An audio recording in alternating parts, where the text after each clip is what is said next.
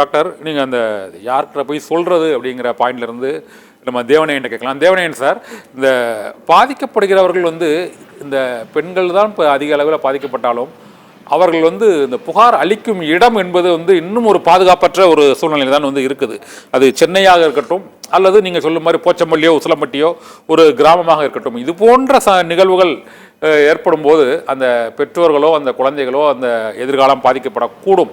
இப்போ நம்ம போச்சம்பள்ளி விவகாரத்தில் கூட அந்த குழந்தை ஒரு 10 நாள் ஸ்கூலுக்கு போகலை. அதுக்கப்புறம் தான் அந்த ஹெட் மாஸ்டர் அந்த லேடி போய் அந்த வீட்டுக்கு போகிறாங்க. அவங்க பேரண்ட்ஸ் ஒரு குமுறலோட சொல்கிறாங்க. அதுக்கப்புறம் தான் அவங்களுக்கு இந்த நடந்த விஷயங்களே தெரிய வருது. 3 ஆசிரியர்கள் இந்த வேலையில் ஈடுபட்டிருக்காங்கன்னு தெரிய வருது. இந்த மாதிரி இந்த போச்சம்பள்ளியில் அப்படி இருக்கிறாங்க. ஓகே, இதே போல் மணப்பாறை அந்த திருச்சி அருகே உள்ள ஒரு நகரத்தின் அருகே உள்ள இடத்துலையும் இருக்காங்க. இது ரெண்டுலேயுமே தாமதமாகத்தான் இந்த புகார் என்பது இன்றும், அதாவது பல்வேறு விழிப்புணர்வு நிகழ்வுகள், உங்களை போன்ற இந்த குழந்தை உரிமை செயற்பாட்டாளர்கள், இந்த தோழமை அமைப்பு உள்ளிட்டவைகள் இந்த குழந்தைகளுக்காக பல இந்த பாதுகாப்பு விழிப்புணர்வு நிகழ்ச்சிகள் நடத்தினாலும் இன்னும் அந்த தயக்கம் இருக்குது. உடனடியாக அந்த போக்சோ சட்டம் போன்றவைகள் இருந்தாலும் மக்கள் இந்த புகார் அளிக்க இன்னும் அஞ்சுறாங்க. அந்த குழந்தைங்க ஃப்ரீயாக பேசுறதுக்கு இன்னும் தயங்குறாங்க.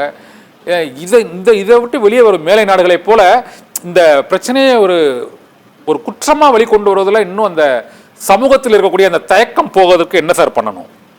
அதாவதுங்க, இது நீங்க கேட்ட பெரிய விஷயம். எப்படின்னு இது ஒரு நாள் 1000 ஆண்டுகள் பிரச்சனை. ஒரு பெண்ணுக்கு, ஒரு குழந்தைக்கு, பெண் குழந்தைக்கு நடந்திருக்கு.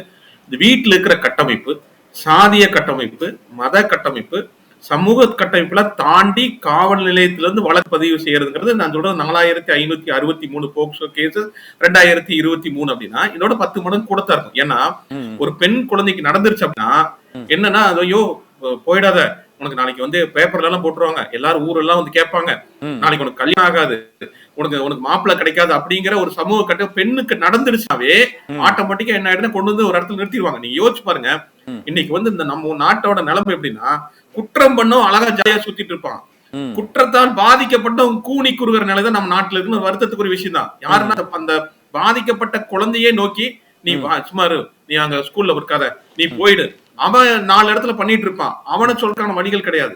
யார குற்றவாளி ஆக்குனா பாதிக்கப்பட்டவங்களே குற்றப்படுத்துற நிலைமையில நம்ம மனநிலை இருக்கு. நீ இப்படி இருந்திருப்ப, நீ ட்ரெஸ் சரியா போட்டிருக்க மாட்டேன், ட்ரெஸ் கோடு சரியா, நீ அதாவது அது 2.5 வயசு குழந்தை பாலியல் உணர்வு நடக்குது, அந்த குழந்தை அவ்வளவு மோசமா ட்ரெஸ் போட்டு இருந்துச்சு, அந்த ஆணாதிக்க சிந்தனை, ஆண் திமிர், அந்த விஷயத்தை பத்தி பேசவே மாட்டோம். அப்ப ஆட்டோமேட்டிக்கா என்ன ஆயிடும், ஒரு பெண்ணுனாவே வயிற்றுல நெருப்பு இருக்கிறது, ஒரு பெண்ணுனாவே பெண்ணு எடுத்தா ஒரு கல்யாணம் பண்ணி கொடுத்தா முடிஞ்சு போச்சு அப்படிங்கிற ஒரு மனநிலையில ஒரு கட்டமைப்புள்ள ஒரு சிஸ்டத்துல மீறி வர்றதுக்கு எவ்வளவு பிரச்சனை, மீறி நீங்க கொடுக்கறதுங்கிற இது மிகப்பெரிய, அதாவது நம்மை போட்டிருக்க முன்னேறிய மாநிலங்கள் பரவாயில்ல, நீங்க பீகார், உத்தரப்பிரதேச கம்பேர் பண்ணும்போது நம்ம நல்லா தான் இருக்கிறோம், இன்னும் கொஞ்சம் நாளாயிட்டு. ஆனா நமக்கு சிக்கல் என்ன, அவங்க தீர்வு கிடைக்குதா, அவங்களுக்கு அந்த வழக்கு பதிவு செய்யற அளவுக்கு தீர்வு கிடைக்குதுன்னா அதுதான் இல்லைங்கிற ஒரு வருத்தத்துக்குரிய விஷயம். இந்த போக்சோ வழக்குல 4000 கேஸுங்க என்ன தண்டனைங்கிறது இன்னும் வரல. கொஞ்ச நாள் ஆனா ஜாமீன்ல வந்துடுறாங்களா அவங்க? வர நான் சொல்ல வரேன், நான் 2 விஷயத்த பேச வரேன். முன்னாடி கேள்வி எனக்கு கொடுத்தீங்க, இப்ப இந்த கேள்வி அனுப்பிச்சுக்கிறேன். 2012 போக்சோ சட்டம் வரும்போது இருக்கிற ஒரு வலுவான சட்டம். போக்சோ சட்டம்ங்கிறது பாலியல் வக்கரம், வன்கொடுமை, பாலியல் பலாத்காரம் பின்னாடி, அதாவது பாலியல் தொடுதல், சீண்டல் அப்படிங்கிறது எல்லா வகையிலும் இருக்கு. அது ஒரு விரிவான சட்டம். இப்ப நீங்க ஆனா நம்ம ஊர்ல போக்சோ சட்டம் பாய்ந்தது அப்படின்னு சொன்னா நான் சொல்லுவேன், போக்சோ சட்டம் பாயில முகர்ந்து பார்த்து சென்று விட்டது சொல்லுவேன். இப்ப 4900, 4800, 4600 ஆவரேஜ்ங்கிறதுல நம்ம கன்விக்ஷன் ரேட், தண்டனை பெறுகிற விகிதம் 16% தான். வருத்தத்துக்குரிய விஷயம் தான் ஒரு முன்னேறிய மாநிலத்துல. மீதி 84 விழுக்காடு, 85 விழுக்காடு, 87 விழுக்காடு பெறுவதே இல்லைங்கிறது நிதர்சனமான உண்மை. இதுல நிறைய காரணிகள் இருக்கு, நெருக்கடிகள், இந்த மாதிரி விஷயம். அப்போ இந்த மாதிரி நேரத்துல நமக்கு தமிழ்நாடு போன்ற மாநிலத்தை 16 மாவட்டங்கள் தான் நமக்கு போக்சோ கோர்ட் இருக்கு. போக்சோக்கான பிபி, ஸ்பெஷல் பிபி கிடையாது, நிறைய சிக்கல்கள் நிறைய இருக்கு. இந்த பக்கம் நான் இந்த பக்கம் வந்த பள்ளிக்கூடத்துல 2012 போக்சோ சட்டம் வருது. 2012 கோவையில ஒரு பாலியல் வன்முறை வழக்கு வருது. உடனே அன்றைய முதல்வர் அவசரமா உடனே அறிக்கை கொடுத்தாங்க. அடுத்த நாள் பள்ளி கல்வித்துறை சார்பாக ஜிஓ 121 ஆஃப் 2012 ஜிஓ, அதன்படி பள்ளிகளில் பாலியல் முறை நடந்துருச்சு அப்படின்னா அந்த ஆசிரியரோட சர்டிபிகேட் கேன்சல் பண்ணப்படும், அவர் டெர்மினேஷன் பண்ணப்படுவார் அப்படின்னு. நான் 2012 இருந்து நான் சொல்றேன், இன்னைக்கு 2024, 25 வந்துட்டோம். 13 ஆண்டுகள் வந்ததுக்கு அப்புறம் எனக்கு தெரிந்து 400க்கு மேல வழக்குகள் பதிவு செஞ்சிருக்காங்க தமிழ்நாட்டுல. யாருக்கும் கல்வி சான்றிதழ் ரத்து பண்ணல. யார் மீது நடவடிக்கை கல்வி சான்று அவங்களுக்கு என்ன நடந்திருக்கு, போக்சோ ட்ரையல் நடக்கும், சஸ்பெண்ட் பண்ணப்படுவாங்க, திரும்ப தான் இருக்கும்.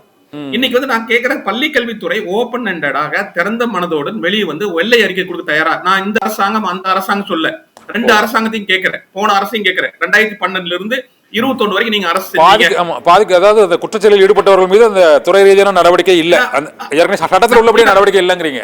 இல்ல நான் வரேன் கரெக்டா சொல்றேன். 2012 இருந்து 20 வரைக்கும் ஒரு அரசு இருந்துச்சு. அந்த 9 ஆண்டுகள்ல நீங்க எத்தனை பேருக்கு மேல நடவடிக்கை எடுத்தீங்க? அது உங்க முதல்வர், அந்த காலத்துல அந்த உங்க முதல்வர். சரி, இந்த அரசு வந்ததுக்கு அப்புறம் என்ன நடந்துச்சு?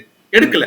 ரெண்டாவது நீங்க சொல்லிருக்காரு சார், நீங்க பள்ளிக்கல்வித்துறை அமைச்சர் வந்து கல்வி சான்றிதழ் அந்த போச்சம்பள்ளி விவகாரத்துல 3 ஆசிரியர்களின் கல்வி சான்றிதழ் ரத்து செய்யப்படும் சொல்லியிருக்காரு சார். நீங்க சொல்லிருக்காரு.